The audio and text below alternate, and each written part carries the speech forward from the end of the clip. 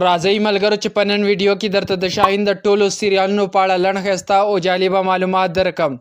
دوستانو که چېرې تاسو هم د شاهین مینهوال یئ نو په دغه ویډیو کې به درته د شاهین هغه سیریالونه درښایم کوم سیریالونه چې په پښتو کې راغلي دي او په پاکستان، افغانستان او ایران کې ډېر ملګري پښتانه ګوري او خوندونه مزې ترې اخلي.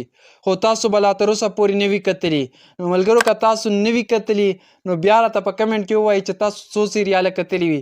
که یو سیریال مو کتلی وي نو ایک ولیکئ، که دوه مو کتلی وي نو دوه ولیکئ، که تین مو کتلی وي نو تین ولیکئ. سیده خو په نن ویډیو کې به زه تاسو ته د شاهین د نهو سیریالونو په اړه لنډ ښایسته او جالبه معلومات درکم. نو دوستانو که چېرې تاسو هم د شاهین مینهوال یئ نو دا ویډیو خاص تاسو دپاره ده. نو راځئ چې په نن ویډیو کې تاسو ته د درې مورچل سیریال اداکار شاهین په ژوند، عمر، قد، کورنۍ او دغسې د ټولو نهو مشهورو سیریالونو په اړه لنډ ښایسته او جالبه معلومات درکړم.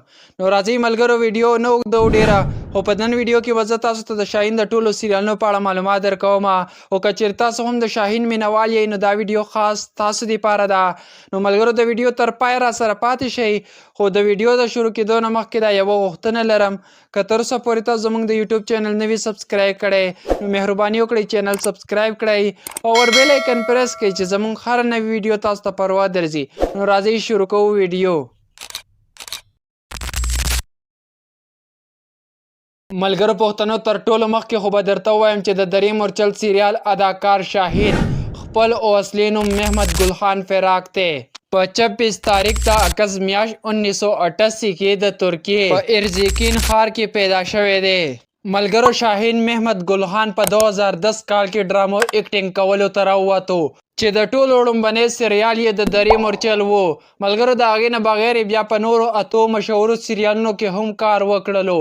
نو راځئ د ټولو سیریالونو، فلمونو او ډرامو معلومات یې درکوم، خو د دې نه مخکې درته لږ شانتې د ده لایف زندګۍ په اړه معلومات درکوم. نو ملګرو د هغې نه هم کله ناکله ځانونه خبروئ. نو راځئ ملګرو چې اول یې درته د پلار نوم در وښایم چې د پلار نوم یې دیمیر دی او کوم خور او ورور هم نه لري. ملګرو د په ټولو نهو سیریالونو کې کار کړی دی، خو تر ټولو مشهور سریال یې د درې مورچل دی او دا سریال د شمشاد تلویزیون څخه پښتو ته کنورټ شوی دی. او په دویم نمبر سریال یې چې دی هغه اوور سټوري ده چې د خوږ مرچ په نوم باندې ډېر زیات وایرل دی، چې دا سریال له انور تلویزیون څخه پښتو ته کنورټ شوی دی.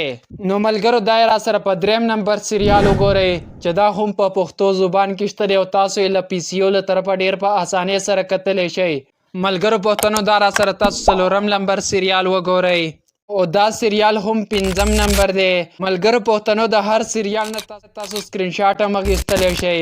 او دویمه دا خبره چې د دې ټول نومونه ما د وټساپ په چینل کې شیر کړي دي. که تاسو نوي جوین کړی نو په بایو کې لینک شته، لینک باندې کلیک وکړئ، لاندې وټساپ په راشي، په وټساپ باندې کلیک وکړئ، له هغه طرفه یې وګورئ، کتلی شئ، ټول نومونه کاپي کولی شئ، بیا په یوټیوب سرچ کوئ، ټولې ډرامې کتلی شئ.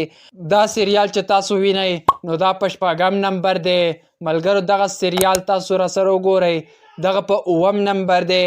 او ملګرو راځئ دغه سریال راسره تاسو وګورئ نو دا په اتم نمبر دی.